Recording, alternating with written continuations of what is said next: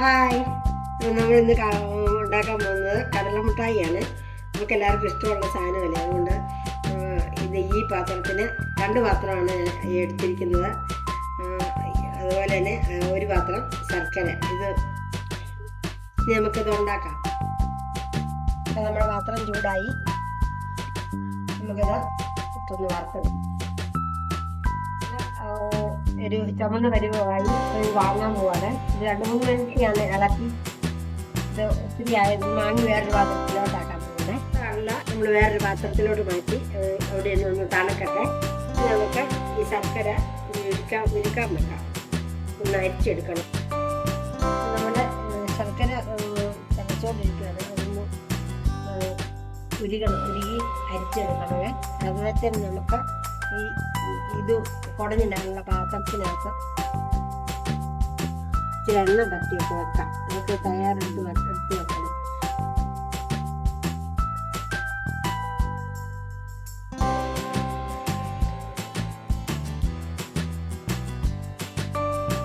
ഞാൻ ഈ സ്റ്റീൽ പാത്രത്തിനകത്താണ് വെക്കുന്നത്.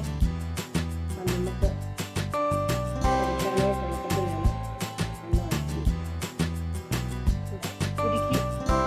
ഉരുക്കിയെടുത്ത ശർക്കര നമുക്കിനി ഒന്ന് വറ്റാൻ നോക്കാവേ. ഞാൻ അരിച്ചെടുക്കാണ്. ചെറുതായിട്ട് പരുവാകുന്നത് വരെ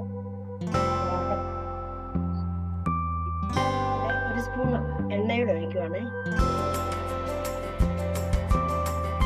നമ്മുടെ പാനി ഇങ്ങനെ തിളച്ച് വന്നു. നമുക്ക് ഒന്ന് പരുവാകുന്നിടം വരെ ഇളക്കൊണ്ടിരിക്കുന്നു. അപ്പോഴത്തേക്കും ഈ കടലയുടെ തൊലി ഒന്ന് കളഞ്ഞു. അപ്പോൾ ഇത് നമ്മൾ ശർക്കരയ്ക്കകത്ത് ഇളക്കി നമുക്ക് പാത്രത്തിലേക്ക് മാറ്റാം. ഞാൻ ഈ പാത്രത്തിനകത്താണ് ഇത് വെക്കുന്നത്.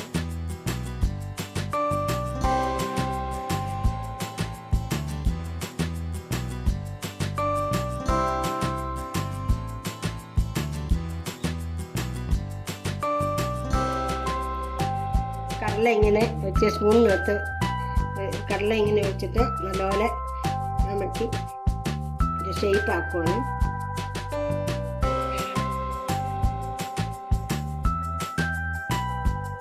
ഒത്തിരി കട്ടിയില്ല, സാധാരണ ചെറിയ കട്ടിയൊക്കെ ഉള്ളു.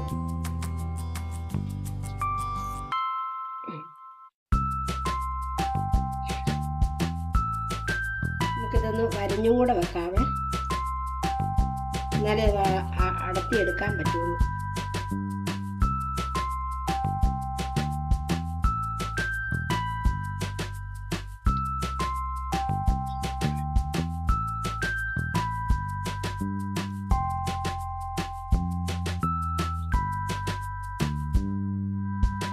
ഇങ്ങനെ ചെയ്തിട്ട് ഇങ്ങനെ ഷേപ്പ് ആക്കിയെടുക്കാം. എന്നാലും ഒടിച്ചെടുക്കാൻ എളുപ്പമുണ്ട്. നമുക്ക് 1 മണിക്കൂർ കഴിഞ്ഞ് തണുത്തിട്ട് നമുക്ക് എടുക്കാം. കടലമുട്ടായി റെഡി ആയിട്ടുണ്ട്. ശകലം മുഴുത്തതാണ്, ഒരുവിധം മുഴുത്തതാണ് കിട്ടുന്നുണ്ടോ. അപ്പം നമുക്ക് എല്ലാവർക്കും വീഡിയോ ഇഷ്ടമായെങ്കിൽ വായിൽ കിടക്കുവാണ് മിഠായി എന്നിട്ടാണ് ഈ പറയുന്നത്. എല്ലാരും ഓർത്തോടെ.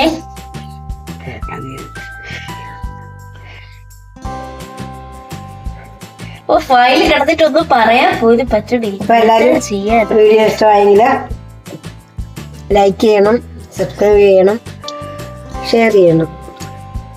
അടുത്ത വീഡിയോ എത്തുന്നവരെ ബൈ ബൈ.